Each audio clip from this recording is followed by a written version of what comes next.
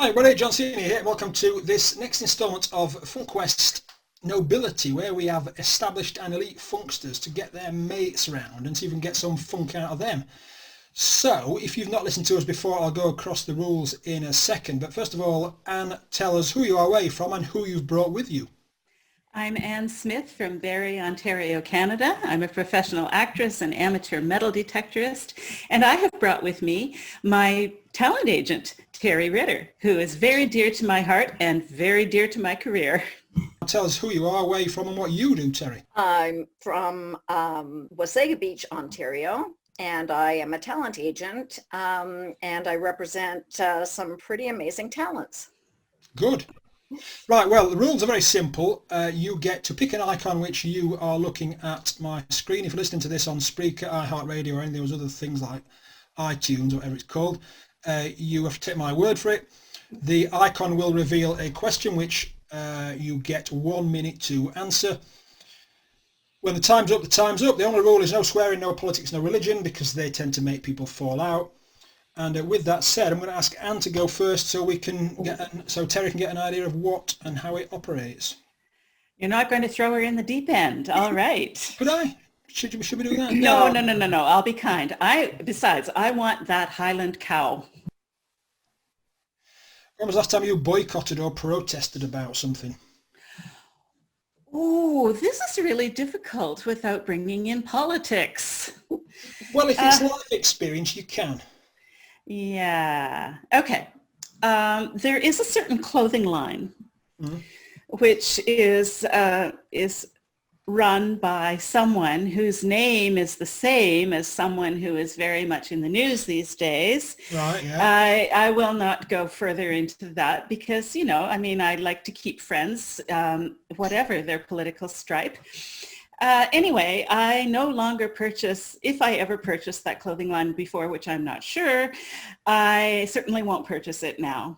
So I check labels, I always have. And that's the only thing I can think of that I've ever boycotted. What did they do something to irk you?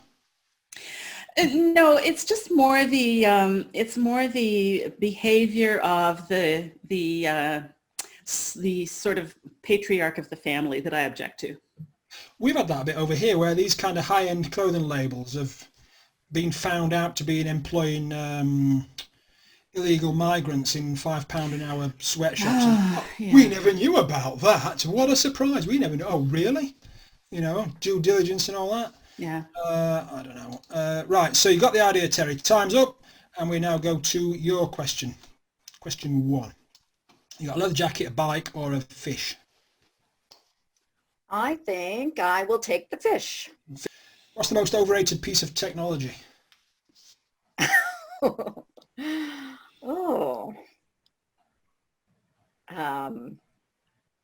Probably our phones. And the reason I say that is because we're always on our phones, where we now have ceased to interact socially with each other. We are just constantly head down into our phones, or laptops or iPads and we have somehow lost the human connection. So I think they're really overrated, even though I also feel they're essential. Well, it's almost like, years ago, this has cropped up before, obviously, because this is a face-to-face show, in that, 4 or 5 years ago, internet was a utility like gas, electric, water, that you had to have it. Now it's something that you plumbed into. You are absolutely plumbed into it. Like you said, everybody's walking about like this, 6 inches of space. And I don't know what the answer is. Certainly in COVID times. Yeah. Not sure either. Not sure. Anne, question 2. It's loading slowly. Yeah. Oh, wow. That's a turntable with an LP. Yeah, bring that on. The LP record. Which do you prefer, looks or brains? Oh, I want it all. I really, come on. I just saw... Will your husband be listening to this? Well, I was fortunate because I married looks and brains. Who is? So I've got it boxed. You know what? I have to say I prefer brains. I've always found intelligence very attractive. I've found a sense of humor extremely attractive. And there's that sort of thing which a friend of mine's mother called sexy ugly. Nice. Good. Think about, now this might not be somebody else's taste, but Tommy Lee Jones, for instance, I find him a real sexy ugly. I'd like to spend time with that guy because he's interesting. Yeah. It's an interesting face. And I have to say brains, but then I saw a picture of a young Sam Elliot and just went, what? Terry, you know who I mean. Yeah, I do. Yeah, come on. Is Okay, he the old guy? He's an actor of about 75 years. Yeah, I know he is. Yeah. Sort of pouchy eyes. Yeah. Yeah. Looking. Very. Yeah. Smart. Terry, question 2. I'm going with the tulips. How satisfied are you with your life? Oh, really, very, very, very. Having come from a background where I was working in something I absolutely hated for such a long period of time and discovered the thing that actually charges me up to get up every morning. I look at my life, even in spite of the pandemic, I think I'm so blessed with everything that I have. I have healthy kids. I have healthy family. I'm doing a job that I love. I'm surrounded by people that I love and that love me. And I am absolutely, totally satisfied with my life. It's like, you know, in spite of everything, it's just really good to be alive right now. Yeah. We have to be happy with what we've got. Yeah. Because otherwise I agree. We go nuts. We go crackers otherwise. You know, because like the world, it's not going to change anytime soon.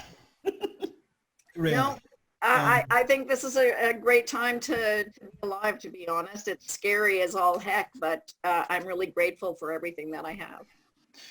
Good answer. And question 3, Anne. Oh, the reading glasses, please. Which was your most hated fairground ride? Oh, I love fairground rides. Honestly, oh yes, I have a fear of heights, which is weird. I can't stand on a first-story fire escape because I can see through what I'm standing on and then my body will liquefy and drip through the cracks. but on a Ferris wheel, even the double one, I can rock that thing because I'm sitting down. My center of gravity is lower. So I love fairground rides, but there was one called the Zipper. Yeah. And the cart you were in like flew around like this and the whole thing went around on like a big oval. And so you're grabbing on these two pipes and you're being spun around like this. And it's like, I have never prayed so hard. Oh, well, that's ain't for as when I was on that. And my friend was teasing me and saying, oh, save me. And it's like, no, I'm not a big sicky ride person at all. Yeah, that was a barf machine. Yeah. Barf machine. Terry, question 3. You've got a suitcase, a white flower, or a castle, which we haven't worked out what it is yet, or where. I'm going with the castle. Mm-hmm. When was the last time you went to a zoo? Oh, many years ago. I actually really love and hate the zoo. I love the animals. I love being around the animals. I hate that they're locked up. I always go there feeling guilty because I think they should actually be free and should be allowed to roam in their native land and they shouldn't be caged up. And yet I also know that there is some part of the zoo that's actually trying to keep endangered species well and reproductive and healthy. And so it's a toss-up. So I would say probably about 10 years ago, really loved it and haven't gone back because I just have these ambiguous feelings about zoos. Which zoo was it? It was the main Toronto Zoo. Yeah. I don't even know if it's called anything more than that. Toronto Zoo. Anne, question 4. Oh boy, I love a lot of these things. I used to play the piano a little bit. I have a Superman rubber duck in my shower. I'm going to take the sea turtle. What was your first day at work like? Oh boy, this is a story. My first day at work, I was 7 years old. My aunt had an antique store in a little hamlet. and it didn't have running water. It was in this old spooky house, and it literally, no, I lie. It had running water. It had a tap, but it had no toilet. So if we had to go to the bathroom, we went across the street to the home of a lady who very kindly permitted us to use her toilet. Didn't you have child labour laws in them days? Well, it was more like I was visiting my aunt for the summer, and she had this antique store, so I had to be there with her. Yeah. And so she put me to work swatting flies. Nice. So my very first job was swatting flies in the Swan Shop Antique Store in Craighurst, Ontario, which is so long ago that no one will remember it. And over the summer, I grew in knowledge and ability to the extent where I was permitted to make change and wrap certain antiques. That would strike me as dangerous, swatting flies in an antique store. I guess I did a good job because she didn't fire me. Bonus. Yeah, bonus. Good. Question for Terry. That's so weird. Okay, so I'm going to take the ducks. The Dokes. Who always smells nice? Who always smells nice? My husband actually. Good. That's nice. good. He uses Dove soap all the time for everything. Absolutely. And whenever I go to give him a hug, I always comment, "Wow, you smell nice." And he always does. He always smells really nice. So go-to thing, he won't use anything else. That's his go-to soap. He says he's used it since he was a kid. He has never used anything else. He is like a little bit OCD about stuff like that. But I got to be honest, it smells really nice. What are we on? Question 5, Anne. That looks like Scooby-Doo's van going to a monster truck rally. I've got to have that truck. Who do you want with you in your nuclear bunker, apart from me and Terry? Oh, gee, could it be anybody? Yeah, if you want. John Cleese. Really? John Cleese? Oh, yes! He makes me laugh just by looking at him. There's something about those quizzical eyebrows and that voice and those long attenuated legs like some kind of, I don't know, some kind of mutant stork. Yeah. I love everything about that man. I was introduced to Monty Python's Flying Circus by my brother when I was about 15. And I fell right into it. It got my sense of the absurd. And I just loved all those guys dearly. And they made me laugh without question. Here's my family in a nutshell. I would laugh immediately. My mother would laugh half an hour later, and my father would leave the room because he hated the absurd. Yeah. And my mother always got the joke too late. It's like she was just like a little bit out of step. But so a little bit later she'd go, "Oh." I'll tell you what is good. If you want to find out what they're doing now, Michael Palin, good Sheffielder as he is, he's done some series, Michael Palin in North Korea. Mm-hmm. A few years ago did Michael Palin round the world in 80 days, Michael Palin around the Pacific Rim. Like an oddball view of travelling around the world. I saw some of those. Well worth checking out. Terry, question 5. You got the battleships, the windsurfer, or the kind of rock pool thing? I think I will go with the rock pool. Right. How many pairs of socks do you own? Socks? We get it all on this show, don't we? Okay, I have only 2 pairs of socks. So right. Here's the deal. Yeah. I will wear sandals as soon as the snow melts. Like literally, It's still cold on the feet, but as soon as the snow melts, I'm back in my sandals. And I'm going as long as I can. And it's usually right up till Christmas wearing my sandals. So really, there's only about a 2-week period. You only need 2 socks, 2 pairs of socks. Yeah, and those 2 pairs have holes in them as well. So I'm always like sewing them up, darning up my socks for those 2 weeks that I'm actually going to wear. Don't you have sock shops where you live? I don't know because I've never shopped. Well, okay, yeah. Don't know. Yeah. Good answer. That's hilarious. Yeah, I don't think it's come up before. Anyway, funnily enough.